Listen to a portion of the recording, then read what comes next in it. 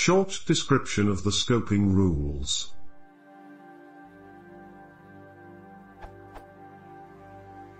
What exactly are the Python scoping rules? If I have some code, where is X found? Some possible choices include the list below.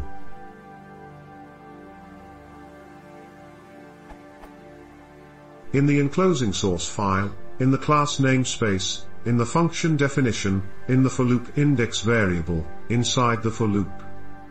Also there is the context, during execution, when the function span is passed somewhere else. And maybe lambda functions pass a bit differently. There must be a simple reference or algorithm somewhere. It's a confusing world for intermediate Python programmers.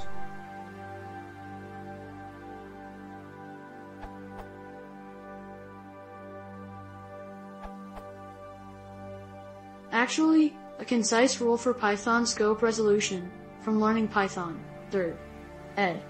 These rules are specific to variable names, not attributes. If you reference it without a period, these rules apply. Leg rule.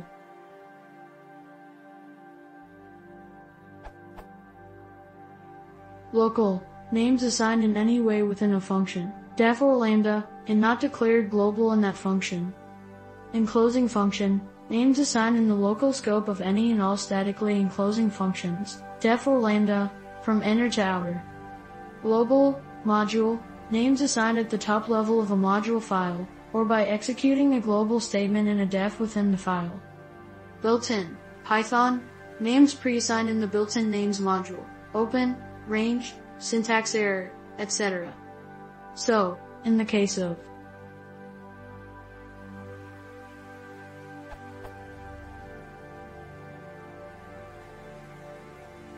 the for loop does not have its own namespace. In leg order, the scopes would be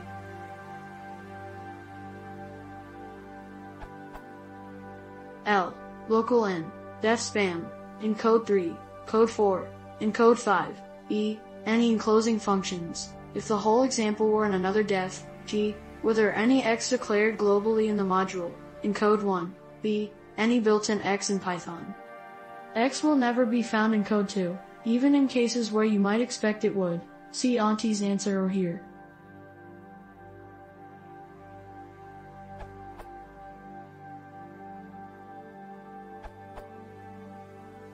Essentially, the only thing in Python that introduces a new scope is a function definition. Classes are a bit of a special case in that anything defined directly in the body is placed in the class's namespace, but they are not directly accessible from within the methods, or nested classes, they contain. In your example there are only 3 scopes where X will be searched in.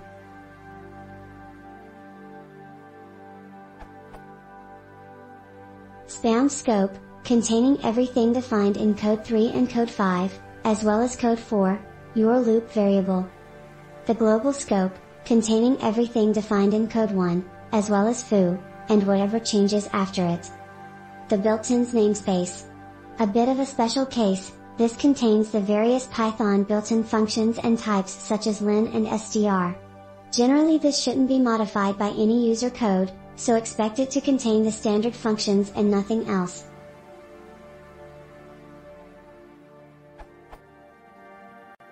More scopes only appear when you introduce a nested function, or lambda, into the picture. These will behave pretty much as you'd expect however. The nested function can access everything in the local scope, as well as anything in the enclosing function's scope. E.g. restrictions,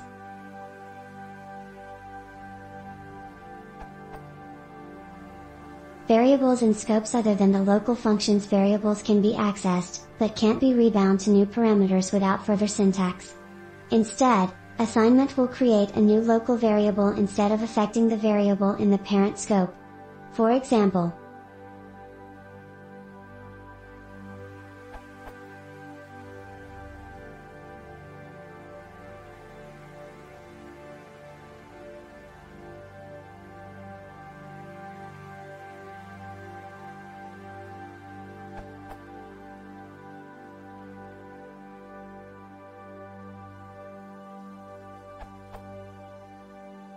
In order to actually modify the bindings of global variables from within a function scope, you need to specify that the variable is global with the global keyword. E.g., currently there is no way to do the same for variables in enclosing function scopes, but Python 3 introduces a new keyword, nonlocal, which will act in a similar way to global, but for nested function scopes.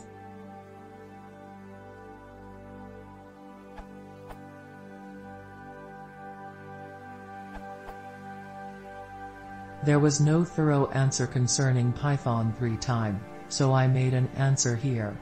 Most of what is described here is detailed in the 4.2.2 resolution of names of the Python 3 documentation. As provided in other answers, there are 4 basic scopes: the leg, for local, enclosing, global and built-in. In addition to those, there is a special scope, the class body, which does not comprise an enclosing scope for methods defined within the class. Any assignments within the class body make the variable from there on be bound in the class body. Especially, no block statement, besides def and class, create a variable scope. In Python 2 a list comprehension does not create a variable scope, however in Python 3 the loop variable within list comprehensions is created in a new scope.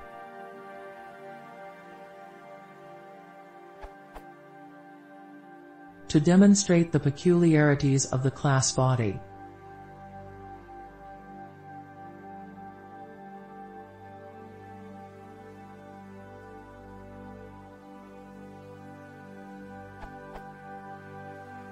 thus unlike in function body, you can reassign the variable to the same name in class body, to get a class variable with the same name. Further lookups on this name resolve to the class variable instead.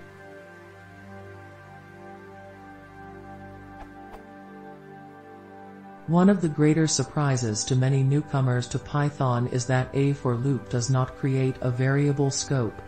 In Python 2 the list comprehensions do not create a scope either, while generators and dict comprehensions do. Instead they leak the value in the function or the global scope. The comprehensions can be used as a cunning, or awful if you will, way to make modifiable variables within lambda expressions in Python 2. A lambda expression does create a variable scope, like the def statement would, but within lambda no statements are allowed. Assignment being a statement in Python means that no variable assignments in lambda are allowed, but a list comprehension is an expression.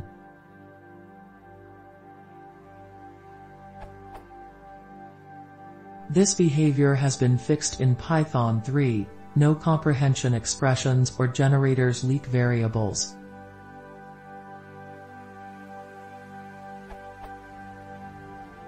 The global really means the module scope. The main Python module is the _main _. All imported modules are accessible through the sys.modules variable. To get access to _main _ one can use sys.modules _main _ or import _main _. It is perfectly acceptable to access and assign attributes there. They will show up as variables in the global scope of the main module.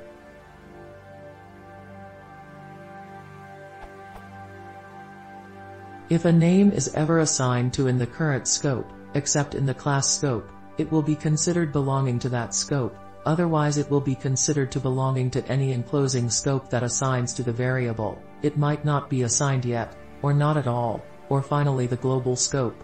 If the variable is considered local, but it is not set yet, or has been deleted, reading the variable value will result in unbound local error, which is a subclass of name error.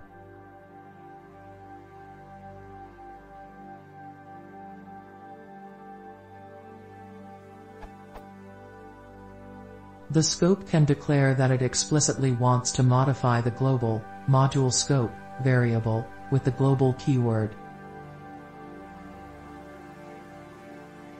This also is possible even if it was shadowed in enclosing scope.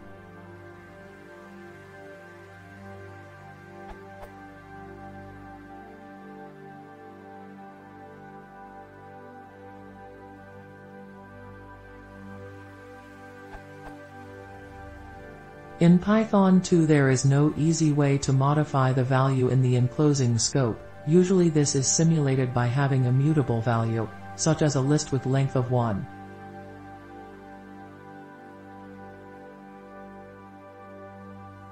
However, in Python 3, the non-local comes to rescue.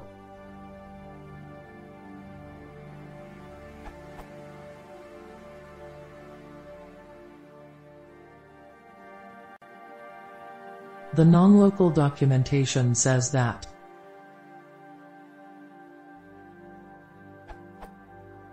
names listed in a non-local statement, unlike those listed in a global statement, must refer to pre-existing bindings in an enclosing scope. The scope in which a new binding should be created cannot be determined unambiguously. I.e., non-local always refers to the innermost outer non-global scope where the name has been bound, i.e. assigned to, including used as the for-target variable, in the with clause, or as a function parameter.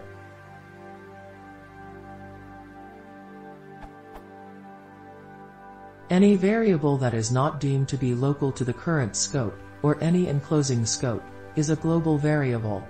A global name is looked up in the module Global Dictionary. If not found, the global is then looked up from the built-ins module.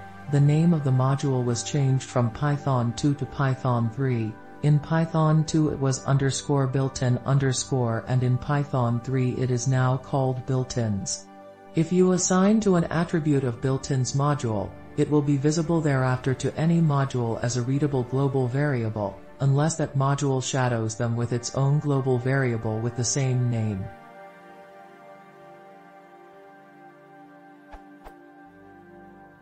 Reading the built-in module can also be useful. Suppose that you want the Python 3 style print function in some parts of file, but other parts of file still use the print statement. In Python 2.6 to 2.7 you can get hold of the Python 3 print function with the from_future_import print_ function actually does not import the print function anywhere in Python 2, instead it just disables the parsing rules for print statement in the current module, handling print like any other variable identifier, and thus allowing the print the function be looked up in the built-ins.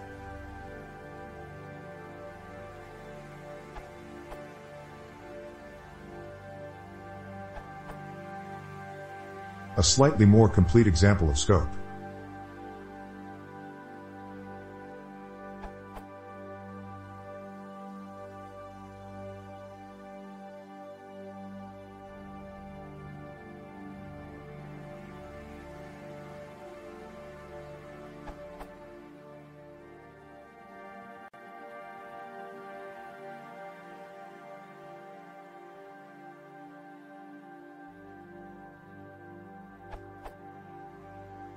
Output.